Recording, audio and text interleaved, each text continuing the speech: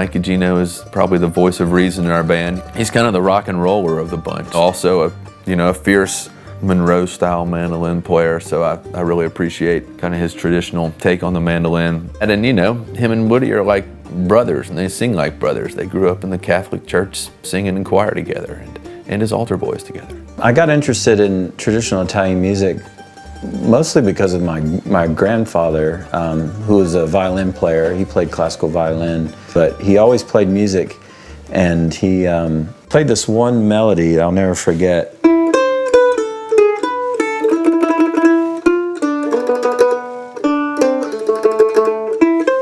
It got me thinking about being Italian, and I'm a mandolin player.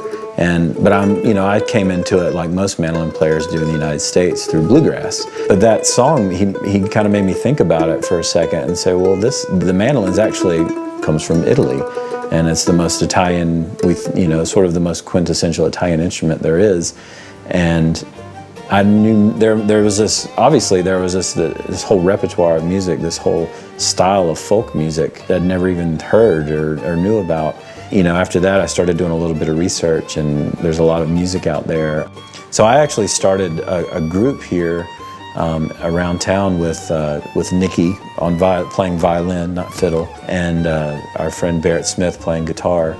And it's a lot like bluegrass. It's a lot like old time music. It's dance music. It's dance tunes.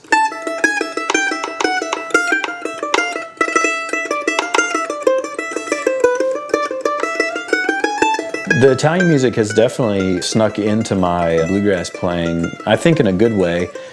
For one, it really helped me understand on the mandolin, the tremolo. And I don't think I really had a good grasp on the way the tremolo was supposed to sound until I started learning the Italian music. It really helped me with that. Just getting the speed.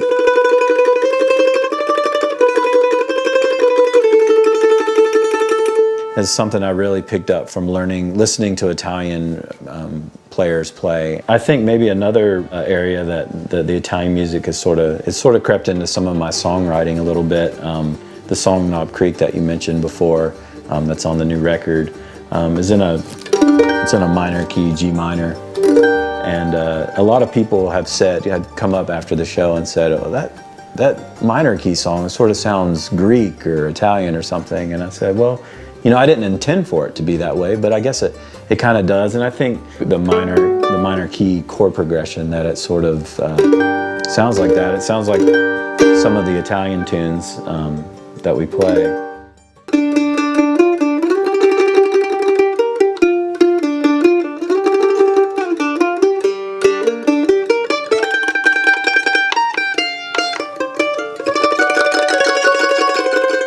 So today I'm making a traditional Italian dish called shrimp Fra Diavolo, which means brother devil.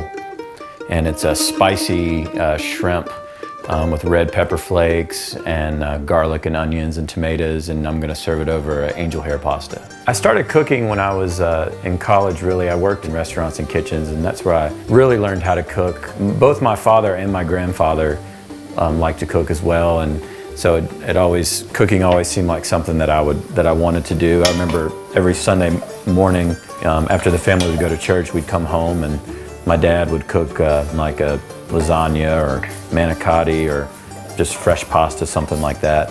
So now we're just waiting for the onions to caramelize a little bit, get kind of clear and translucent, and then we're gonna add our tomatoes, and I'm using a fire roasted diced tomato, and the juices, 1 can, and we're gonna add the garlic, and the best part, a little bit of wine. Kind of like music, cooking, I think it just takes a lot of practice, and it's something you have to work at for years to get really good at.